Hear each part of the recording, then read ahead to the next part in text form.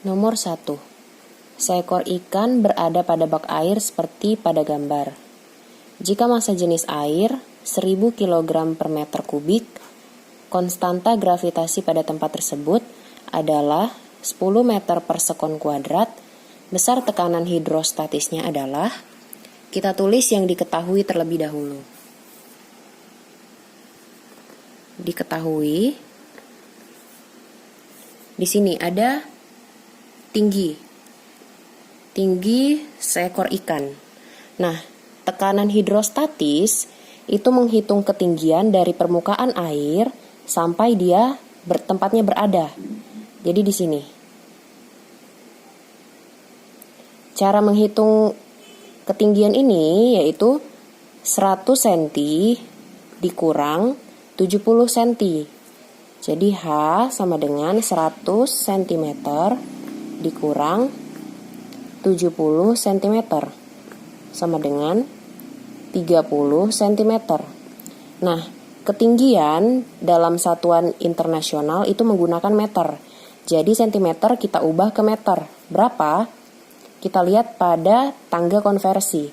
Cm ke meter itu naik 2 kali. Jadi 10 pangkat 2 dibagi 10 pangkat 2. Jadi 30 dikali 10 pangkat min 2 meter sama dengan 0,3 meter.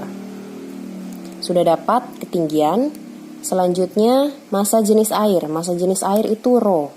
Rho sama dengan 1000 kg per meter kubik. Selanjutnya ada konstanta gravitasi. Itu G. G sama dengan 10 meter per sekon kuadrat. Besar tekanan hidrostatis, berarti yang ditanya itu tekanan hidrostatis. Simbolnya adalah pH. Jawab. Rumus tekanan hidrostatis apa? pH sama dengan rho kali G dikali H. Sama dengan rho tadi nilainya 1000. Dikali G itu 10. Dikali H tadi 0,3. Totalnya berapa? 3000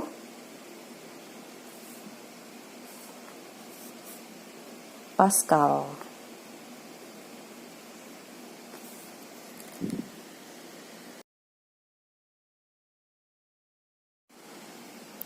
Nomor 2. Perhatikan gambar berikut. Jadi di sini ada air sebelum dimasuki balok. Terus di sini ada air setelah dimasuki balok. Jadi di sini ada perubahan volume ya, perubahan volume air.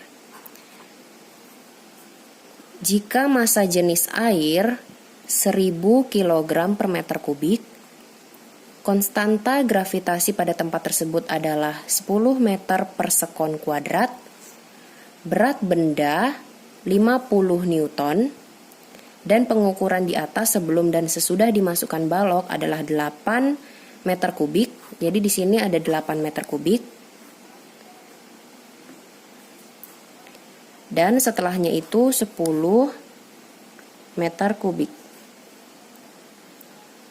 Maka besar gaya apung dan keadaan balok adalah, jadi kita pertama menulis diketahui terlebih dahulu. Diketahui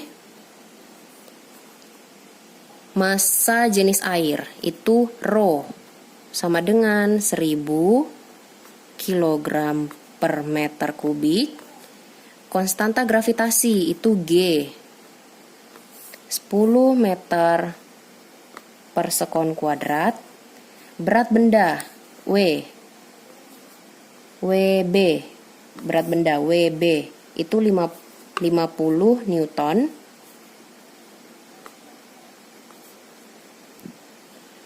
Pengukuran di atas sebelum dan sesudah, berarti volume balok itu yaitu 10 dikurang 8. Jadi volume balok itu 10 dikurang 8. Jadi sesudah ketinggian air ini dikurang sebelumnya. Jadi volume balok itu 10 meter kubik dikurang 8 meter kubik adalah 2 meter kubik. Itu. Jadi volumenya adalah perubahannya, perbedaannya nih. Jadi 10 kurang 8 itu 2. Ini udah sesuai ya, satuan internasional. Satuan internasional untuk volume itu meter kubik. Jadi kalau misalnya di sini ada diketahuinya satuannya mililiter, nah kita harus ubah dulu mililiter ke meter kubik. Lalu ditanya tadi gaya apung. Gaya apung itu apa? Gaya apung itu FA. Lalu keadaan balok. Jadi ini keadaan balok ini bagaimana? Apakah terapung, melayang, atau tenggelam?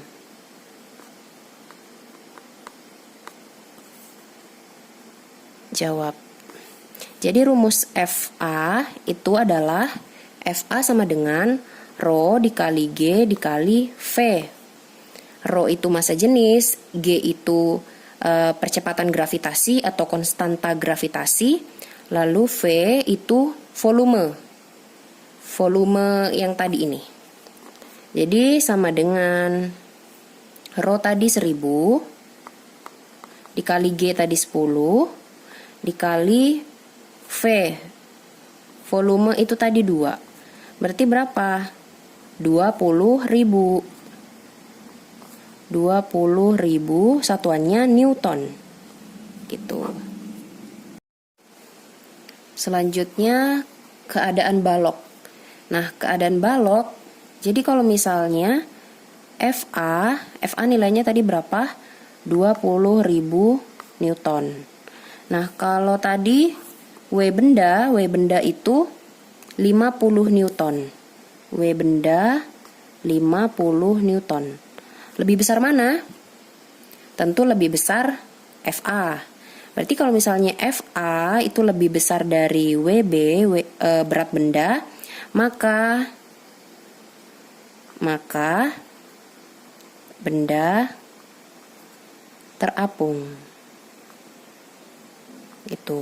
Jadi karena gaya apung kan gaya ke atas, gaya yang mendorong ke atas. Jadi gaya yang mendorong ke atas itu lebih kuat, lebih besar daripada berat benda. Jadi kalau misalnya lebih kuat mendorong ke atas, makanya benda bisa terapung, gitu. Karena dia kuat mendorongnya. Tapi kalau misalnya sama, nilainya sama, FA sama dengan WB, itu nanti bendanya melayang. Nanti kalau misalnya berat benda lebih besar daripada gaya apung, maka bendanya tenggelam gitu, karena baloknya lebih berat daripada gaya apung yang mendorong gitu. Tapi di sini di soal diketahui FA lebih besar daripada WB, jadi benda terapung.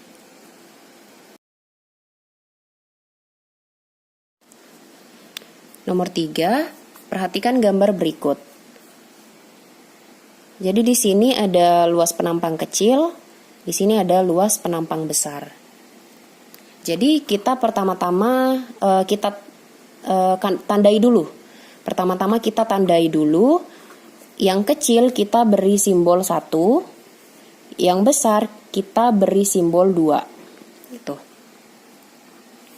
Jadi luas penampang kecil itu 1 meter persegi dan luas penampang besar 5 meter persegi. Jika diberikan gaya pada penampang kecil sebesar 50 Newton, nih gaya ini didorong ke bawah itu 50 Newton, maka gaya yang diteruskan pada penampang besar adalah, kita tulis dulu diketahui luas penampang kecil. Luas itu simbolnya apa? Luas itu simbolnya A. Penampang kecil tadi kan ini penampang kecil. Kecil tadi kita simbolkan 1, berarti A1. Sama dengan 1 meter persegi. Luas penampang besar, luas itu simbolnya tadi A. Lambangnya A. Besar. Yang besar tadi kita bikin 2. Berarti A2 sama dengan 5 meter persegi. Jika diberikan gaya, gaya itu lambangnya F. F berapa? Penampang kecil. Kecil tadi 1 ya, jadi F1. F1 itu 50 Newton. Yang ditanya gaya tadi kan F. Penampang besar tadi 2, berarti F2. Berapa? Jawab. Pada hukum Pascal, rumusnya adalah F1 per A1 sama dengan F2 per A2. Tinggal kita masukkan F1 tadi 50 Newton per A1. A1 tadi 1 meter persegi sama dengan F2. F2 yang ditanyakan, jadi kita tulis tetap F2 per A2. A2 tadi 5 meter persegi. A2 5 meter persegi. Jadi 50 dibagi 1, tetap 50 ya. Ini sama dengan F2 per 5 gitu. Nah, ini kalau berpindah ke sebelah itu jadi naik ke atas. Kan ini pertama di bawah. Kalau pindah ke sebelah jadi naik ke atas. Jadi kalau naik ke atas berarti jadi perkalian ya. 50 dikali 5 sama dengan F2. Itu. Berarti F2 itu sama dengan berapa? 5 kali 5, 25. Berarti 250 Newton. Itu. Kita balik lagi, berarti F2 sama dengan 250 Newton.